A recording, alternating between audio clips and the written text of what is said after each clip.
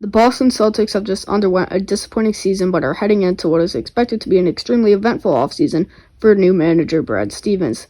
I have two players I want to talk about, an Indiana Pacers center Myles Turner and Cleveland Cavaliers guard Colin Sexton, that I think is a realistic trade target and can also elevate the Boston Celtics to championship contender status. But before I get into the video, subscribe if you want to see more videos like this. And I'm very sorry for making an easier, more normal video where I talk about potential trades. But free agency is about to start. I cannot go in-depth into basketball until free agency does start, or at least the star players sign. The Boston Celtics are coming off of a season where they went 500 as the 7th seed and got dismantled by the Brooklyn Nets in the first round, but we need to go more in depth. Entering the 2020-2021 NBA season, Boston was projected to be anywhere from the 2 to 5 spot, but was commonly picked at number 3. Kemba Walker would be out until early January and was pushed back to January 17th and to February 2nd before actually getting 30 minutes. After the 2019-2020 season filled with injuries, Walker had disappointed the Celtics faithful as his points, assists, and rebounds per game all went down, but his percentages for three-pointers and free throws went up as he didn't have a completely terrible season.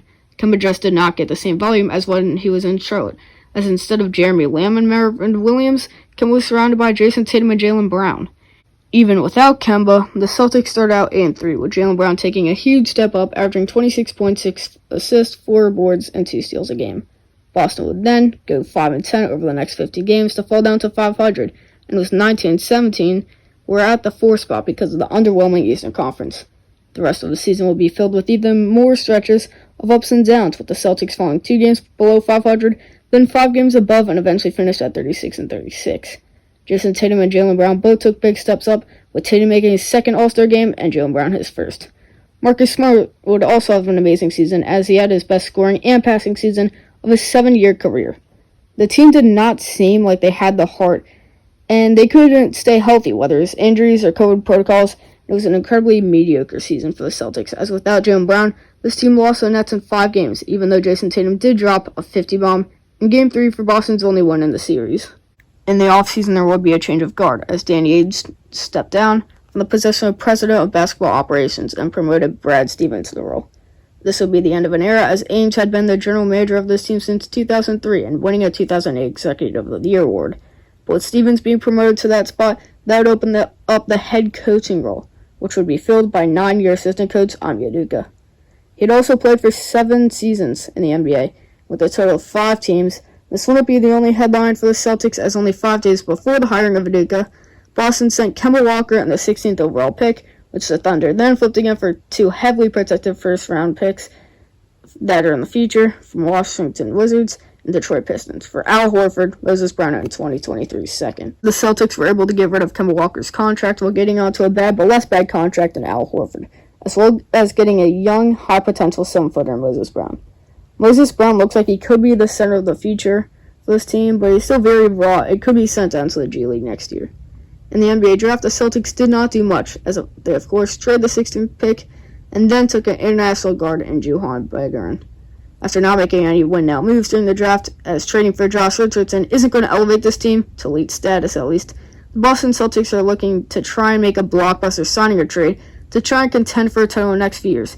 Of course, a trade for Bradley Beal is going to make this team easily a top 10 at the absolute least squad in the league, but I'm going to go for a less obvious one.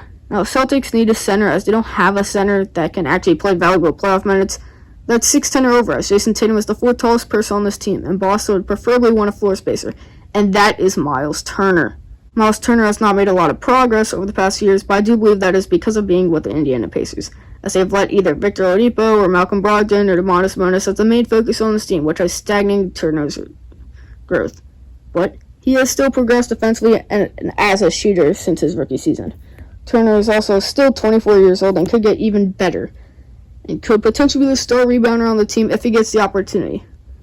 But I believe that the Celtics have 3 untouchables when it comes to a trade that doesn't involve a player Bradley Beal's level or above, and those players are of course Jason Tatum, Jalen Brown, and Marcus Smart. In a trade involving a center, Moses Brown or Grant Williams will most likely be in the trade.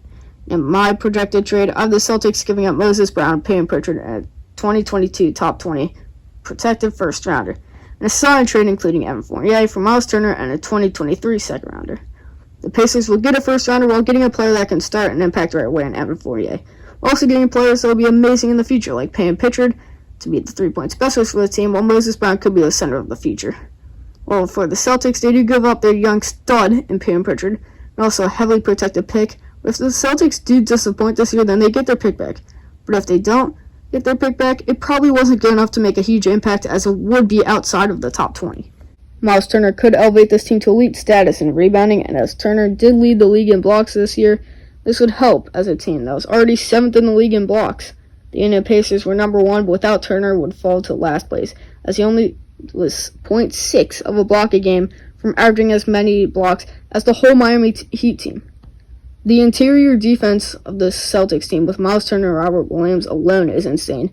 And then with the fact that having Myles Turner will help space the floor for the rest of the Celtics offense will elevate this team immediately.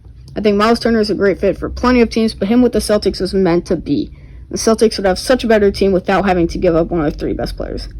The other players the Celtics absolutely need to target is Cleveland Cavaliers scoring guard Colin Sexton. Yes, I said scoring guard because he can play the point guard and shooting guard, but his main focus is scoring. Now, Cleveland Cavaliers will demand a bigger package for Sexton than the Pacers will for Turner, and Sexton is younger, better, and has more potential than Myles Turner. I think this trade, if it were to go down without Marcus Smart, would have to include at least 1 or 2 unprotected first-rounders and a combo of Payne Pritchard, Aaron Nesmith, and Moses Brown. The Cavaliers would love to get Marcus Smart in this trade, and maybe they will if the Celtics do not trust him as the primary ball handler, so they can get cap space to make a run at Lonzo Ball. But the Celtics do not get Zoe, then there's a good chance that the Celtics refuse to trade Marcus Smart unless they have a playmaker on their mind in the trade market. My mock trade without Marcus Smart is the Cleveland Cavaliers getting Payne Pritchard, Aaron Nesmith, a 2022 unprotected first-rounder, 2024 first-round pick swap, and 2023 second-rounder. They get a couple of young players while also getting a first-rounder, first-round pick swap, and second-rounder. The Celtics would get Colin Sexton and Dylan Windler.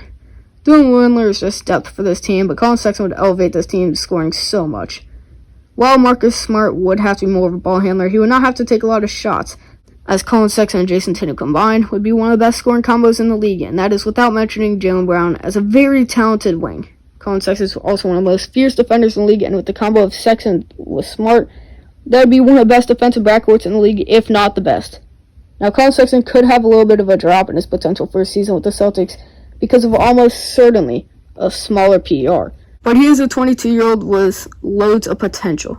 Now, this will be an extremely eventful offseason for the Boston Celtics, and a trade for Myles Turner and Colin Sexton will help a lot, but I think no matter what, the Celtics will most definitely be a competitive team in the East.